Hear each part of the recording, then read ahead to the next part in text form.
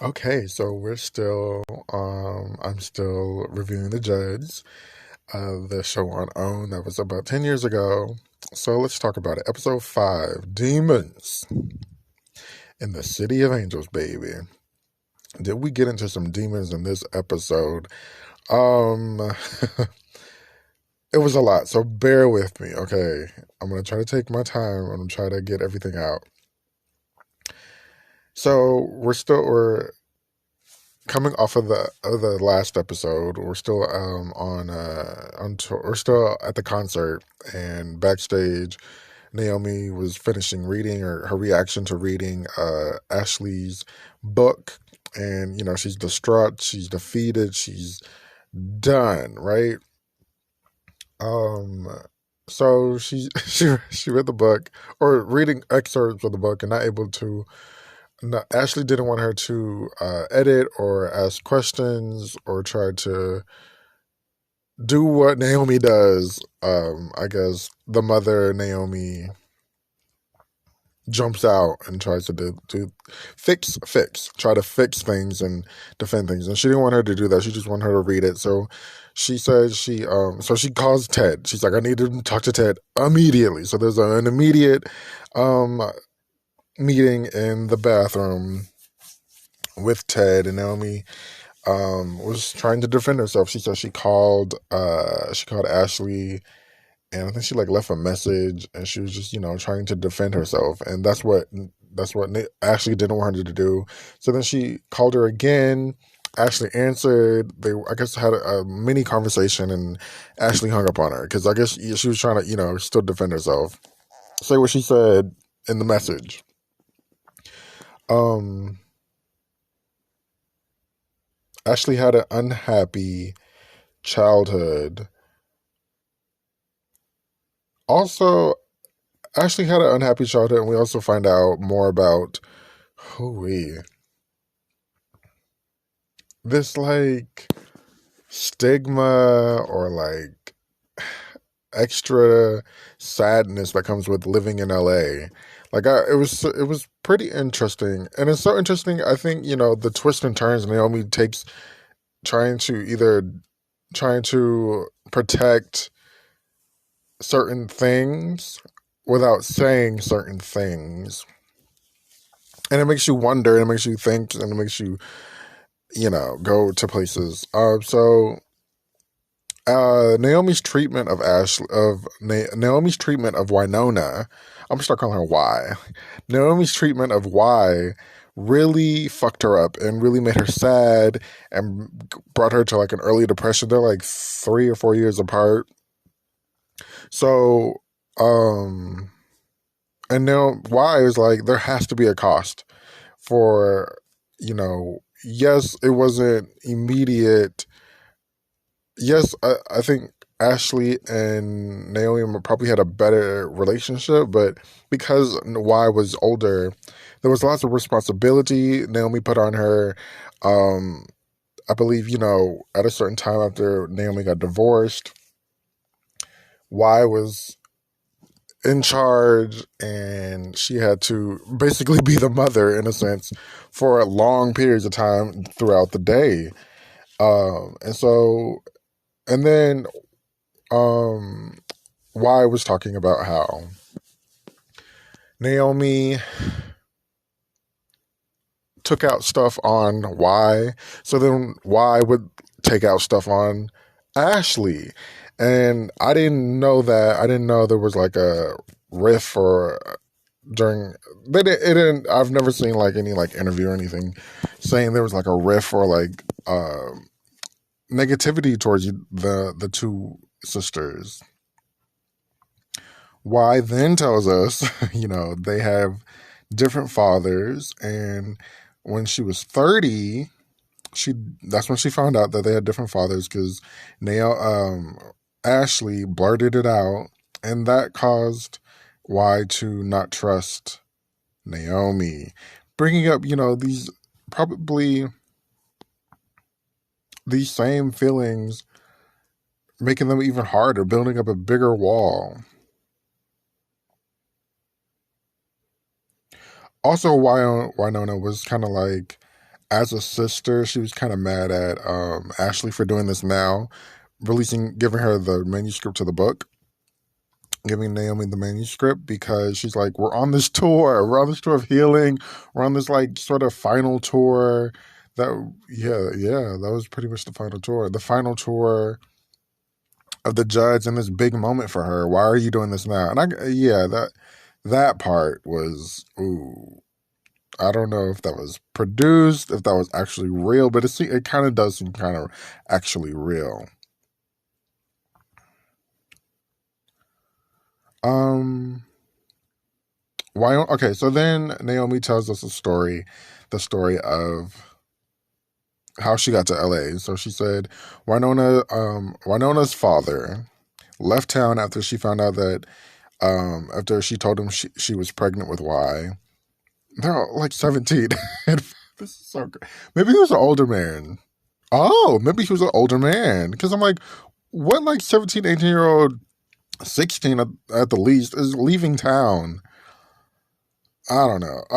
So then she said there's this guy who liked her, who liked Naomi. Uh, and so she decided just to marry him. And so he had graduated from Kentucky, like university or something, and took a job in LA. So then they moved to LA, and she was very unhappy in LA. Um, she was very unhappy in LA, and she wanted a divorce. And but the thing was, she said she was like bored. She was like out of her mind, bored. There weren't people around to talk to. It wasn't anything to do. So this reminds me like an adjacent this maybe to LA, or maybe it was LA different because this was the 70s, so maybe it was a little bit different.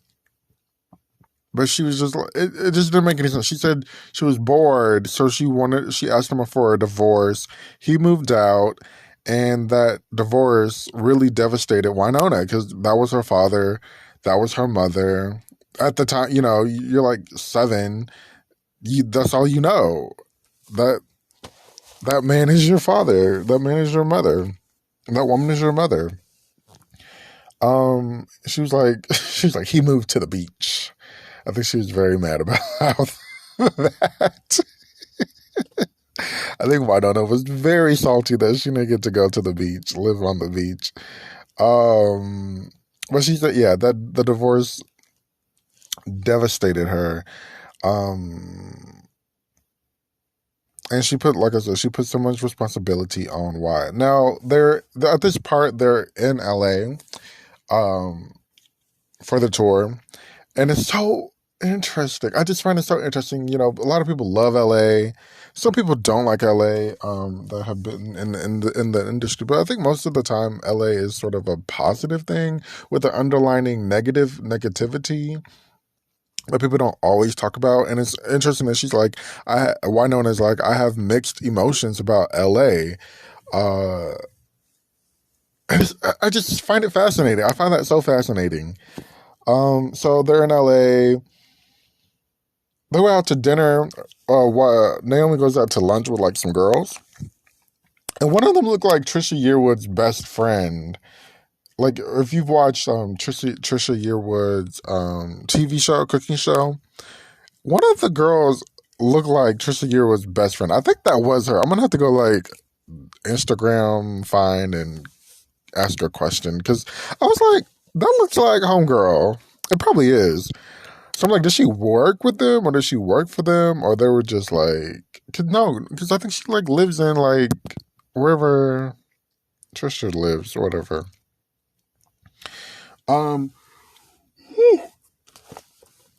So Winona goes and visits a friend that she has known for 15 years. He's cooking her a home cooked meal. They're just kind of relaxing.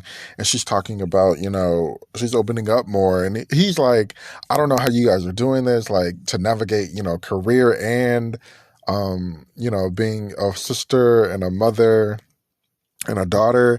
It's too much. And she's like, yeah, it is too much, but we're navigating through it. We're healing through it. And she opens up and she's like, yeah, me and mom used to have fist fights. And so that kind of trauma works both ways in terms of Ashley watching us have fist fights and then us actually fist fighting your mother and your daughter, which is crazy. And like, it's crazy. And she was just like, mom didn't understand me. And so Ashley took that burden on and seeing how mom treated me. And it, caused her to have like depression and made her sad early on, which definitely is true. Seeing it's traumatic. Seeing something crazy happen also is traumatic. Being amongst the crazy, yeah. She was bad and wanted a yeah. So I wanted again. She said she was bored and she wanted a divorce, which was kind of confusing. Like, what are you leaving out here, Naomi? She also forced him, Naomi's dad, their dad, to move out. Well, did they ever have any like relationship with the man afterwards? Because it seemed like Naomi did not. It seemed like Naomi did not like love him. It seemed like she was just with him just to have a man, and then she later on had Ashley, or to have like a husband, and then to have like a father to yeah. Okay, here we go again. Why? I'm gonna just call her Y for right now. She forced him to move out. It was a struggle. He ended up moving out. He was like, "You're never gonna make it in LA alone," and she was like, "You're right, but I'm gonna try it." And she became a receptionist, and those are when she became a receptionist, and I'm gonna say a lot of other things. Wink, wink. I feel like she was. Should we go there yet? I feel like she was selling fish dinners. Look that up if you don't know the term. I feel like she was definitely selling fish dinners. She was doing a lot of, draw odd jobs, just, pay the rent and have food on the table. So they're in the car, and they're in the car. The receptionist jobs, what I'm guessing, and all these other odd jobs, I'm guessing, is what Wynonna's like. I was alone a lot of the time. This alone, when her father left, she's like, I began to feel alone. I began to be alone, and that's where this loneliness comes from. Started, and we just get into a train wreck from here. So then, Ted and Naomi's like, let's go visit your old house, the old house that we used to live in, and Wynonna's hesitant and doesn't want to do it, but I guess she was just playing along since they both wanted to. So they're in the car and they're driving to the house, and she's, talking about, the memories in LA. And one of them was, she's like, I walked to school by myself. And Naomi was like, what? No, you didn't. You didn't walk to school by yourself. I walked you to school every day. And she's like, okay. Since we want to play this game, I'm gonna have to switch it up. She was like, okay, well, if I didn't walk to school by myself every day, I definitely walked home by myself every day. And it we continuous the downfall from here.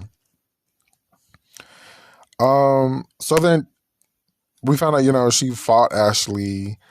Like I said, the trickle down effect. Naomi would take out stuff on Y, and Y would take it out on Ashley, bringing this, complete trauma and mess in the house.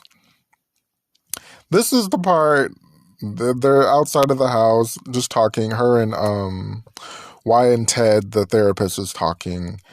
And she was like, there were like crazy memories at this house. Like, once Dad left, it was like strange people would come by. And then I would be like, why are they here? They're not supposed to be here. Who are these people? Naomi pipes up from, ear hustling, and she's like, well, I didn't have a single friend here, so I don't know who you could be talking about. And she's like, you might have not had friends, but I remember people coming in and out. So I'm like, oh, was she selling fish dinners?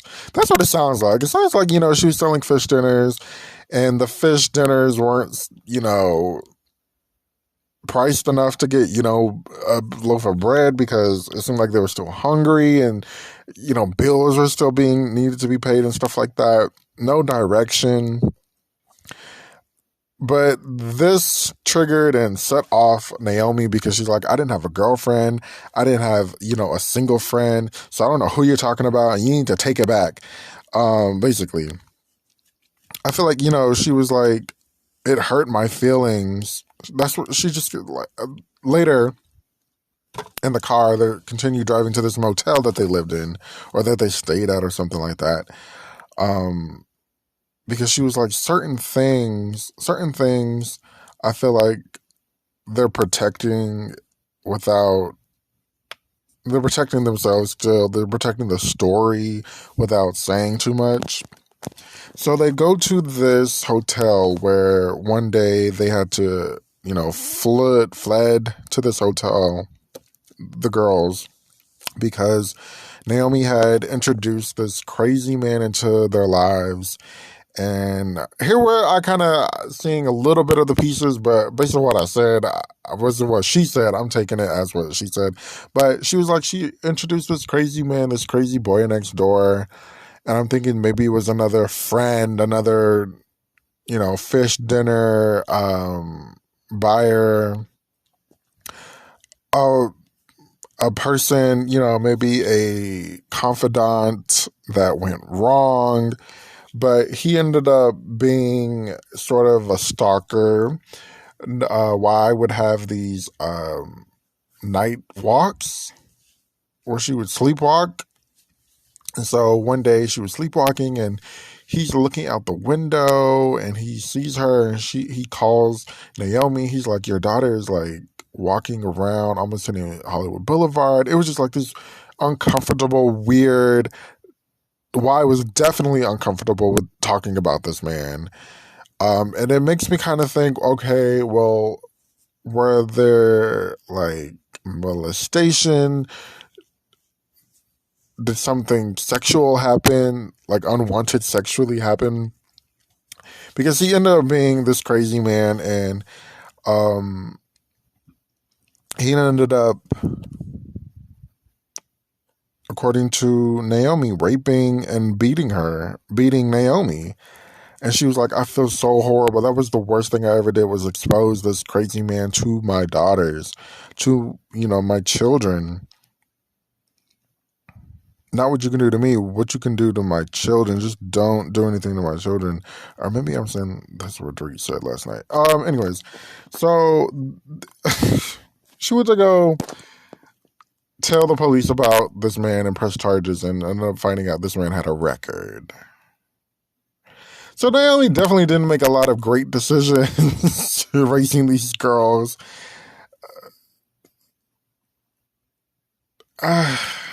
It was a lot. It was a lot.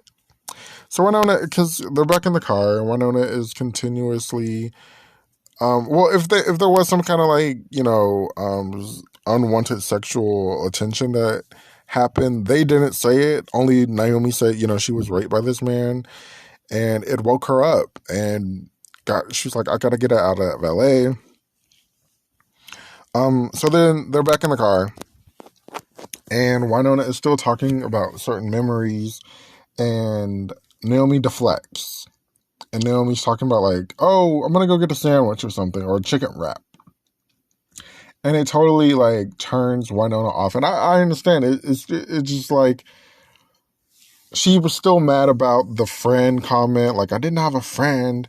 Why it really made me mad that you said I had a friend and I didn't have any friends. Well, then who were these men? If you didn't have a friend, you had never mind. Never mind, Naomi. Rest in peace. But like I said, Winona was talking about these memories and she totally deflects. Naomi deflects and it became like the Naomi show and only what Naomi wanted to talk about. And Winona's like, if I'm not going to do this, I'm not going to just listen to your point of view. You have to listen to my experience. I'm going to tell my experience. If you don't want to hear this, I don't want to be here anymore. I didn't even want to come in the first place. So, Winona's like, I'm putting up a boundary. She and walks off. She's like, pull the car over, take the mics. I'm done because clearly Naomi does not want to hear what I want to have, my experience is. She totally just shut Winona down, and she kind of played it off like, no, I was really hungry. Like, no, but we all know what you're doing, Naomi. Naomi shut it down because she didn't want to hear it. Now this they end up like making up at the end of the episode on the bus, talking it out a little bit and hugging it out, but still what Naomi did wasn't right. But this whole like thing, like she said, I moved the girls from LA. When we moved back to Kentucky, we moved up on this top, this mountaintop with no electricity and no telephone. But in the beginning, she did say, I took it as this selfish thing. I didn't want my girls exposed to like anything crazy or like crazy people, which kind of coincides with this crazy man incident that made her wake up and made her wake up and get out of LA, which was very important to the story. But like, wow, this episode, this Demons and the City of Angels episode was a lot of information, a lot of trauma being exposed, a lot of, their story being told that I don't think anybody ever expected. So this is the Dare Show podcast. I'm reviewing the Judds on OWN. It's on YouTube. I'm watching it on YouTube. You can just type it in. And we're going to talk about episode 6, the last episode. Whew, we're almost there. Next car, honey, next car. Love can build a bridge. Okay, let's talk about episode 6, the final episode. It was really quick, cute. Wrapped it up. Winona surprise. That's what the name of the episode is. Of the Judds on OWN review that I'm doing. So it kind of begins off. Oh my god, episode 5 is so heavy. And this one was definitely lighter. But we start off like with Ted and Winona. First Winona said it, and then Ted like said it also. Like, this tour has been keeping them interacting with each other, basically. And I'm like, don't y'all live like 5 minutes apart? Like, what do you mean this tour is keeping you guys active, interacting with each other? Like you mean like doing the deep work, or you literally mean interacting with each other? Or maybe because Winona was like still, she's still doing her solo stuff and basically a solo artist at this point. Maybe, and she's like busy. I don't know.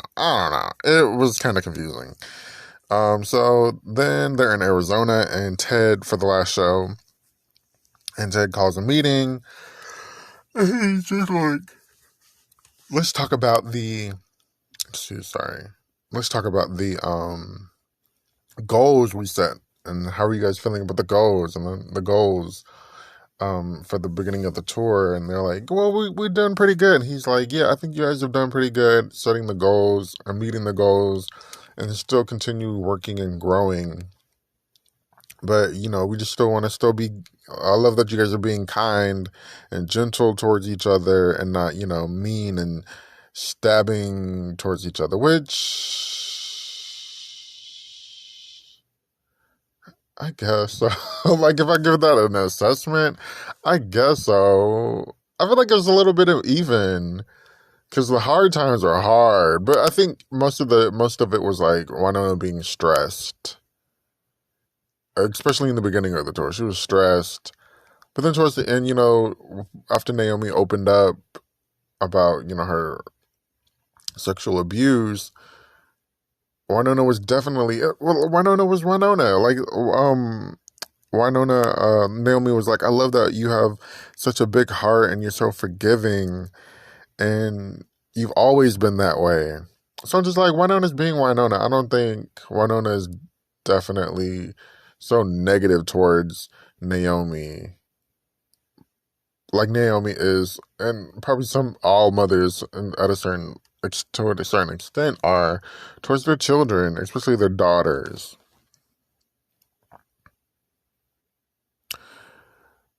Daughters. I don't know. It just reminded me of Nas's song "Daughters." But Naomi, I mean, Winona was why was like, I want to be. I don't want to be right versus being loved. What's better, being right or being loved? And at this point, I love being loved, and I want to love you, and I want to grow with you and be loved, and not be in negativity all the time. Let's grow out of that. And so Ted was like, "You guys are changing Judd history by being cognitive and continuing your growth, which is so great." Which it really is changing Judd history. You're changing a little bit because as I learned down the road, it was still popping in the drama area. So Winona talks about the song, and she's doing a little bit of rehearsal with the song. It seemed like a rough draft rehearsal with a background singer, and I think a musician with Cactus also, and it seemed like they were just really trying to figure it out. And she was like, I would not have been able to do this a year ago, but because she understands me, she's listening to me, she's taking in what I say, whether it's good or bad, I'm able to grow and show this kind of affection and love towards her. And via, my profession and my love, which is music. But yeah, that rehearsal seemed very rough draft. I was like, okay, is this gonna happen? So most of this episode is just Naomi packing, B footage of Naomi packing and talking about how she's sad that the tour is over, and then most of it also is Winona's perspective of writing the song, her relationship with Cactus, and he gets her some jewelry. She's so excited so pleasant and surprised by the jewelry, and happy for the jewelry. And yeah, she's like a rock. She always talks about, I always hear her talk about Wonder Woman, and she's like a rock glam type of woman I'm getting from her. So then we get to the song, the time for the song on the stage. And Naomi thought she was about to be proposed to, and she was like, "No, I'm not being proposed to. I'm about singing you the song." So they thought, it's like a little acoustic, soft music playing, and then Cactus yells, 1, 2, 3. I was like, wait a minute, what's going on here? And it's like this rock song, this like love rock song. It's such a beautiful song. They really did it. And then, they get a little, what era? I think like the 60s, you like break it down a little bit. 60s, 70s, you break it down a little bit, and you start talking all sensual. And she's just like expressing her love towards her mother. That was a really good song. I loved it. It was very unexpected. She's like, you thought this was going to be a sappy love song? Got us all fooled. So then they're, leaving the tour, packing up the bags, getting on the flights, talking, going home. And they finally get home and they're having dinner or brunch or lunch, whatever. And they're just talking. And so they lay out some old stuff towards each other. Naomi and Winona. Oh, Lord. Naomi's like, I purchased some property in Florida, and I just got to get out of here because it's just so depressing. And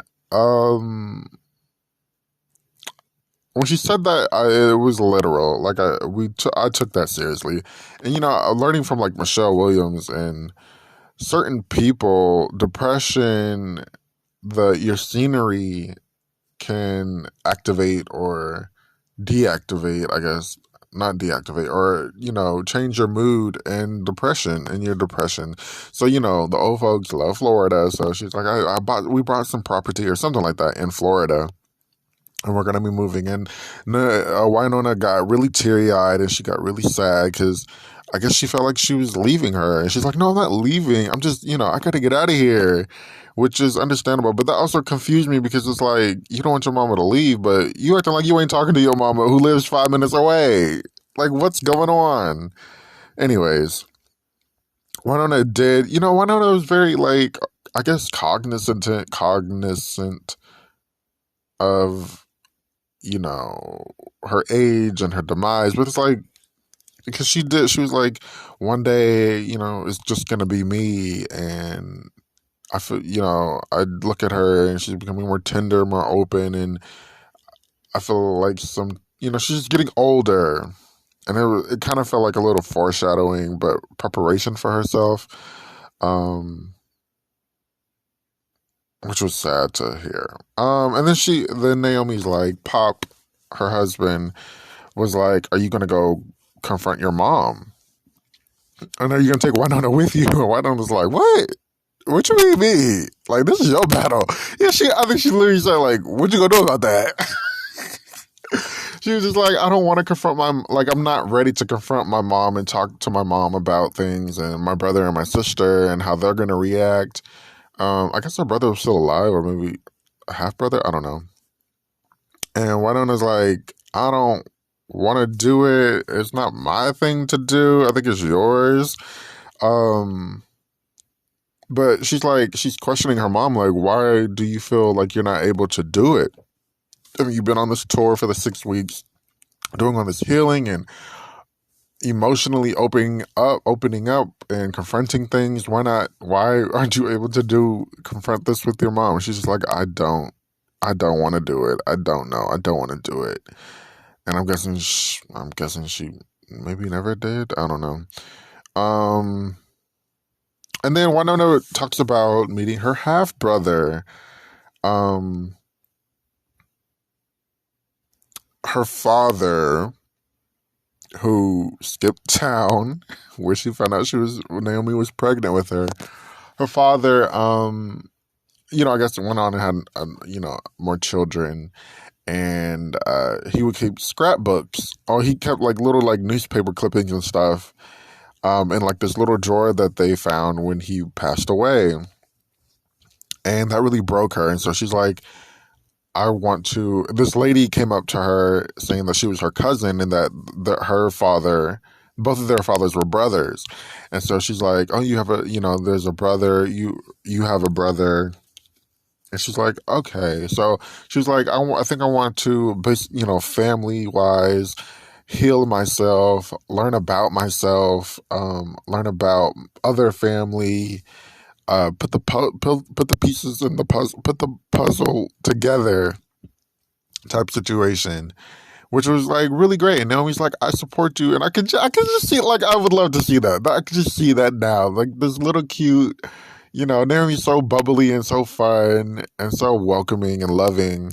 Them having like dinner or having lunch or something, and just getting to know each other. I don't know, that's making me a little like emotional. I feel like that was such a. I think I just love like little reunions like that. It's so cute, especially what they've been through, and that she's ready at this point.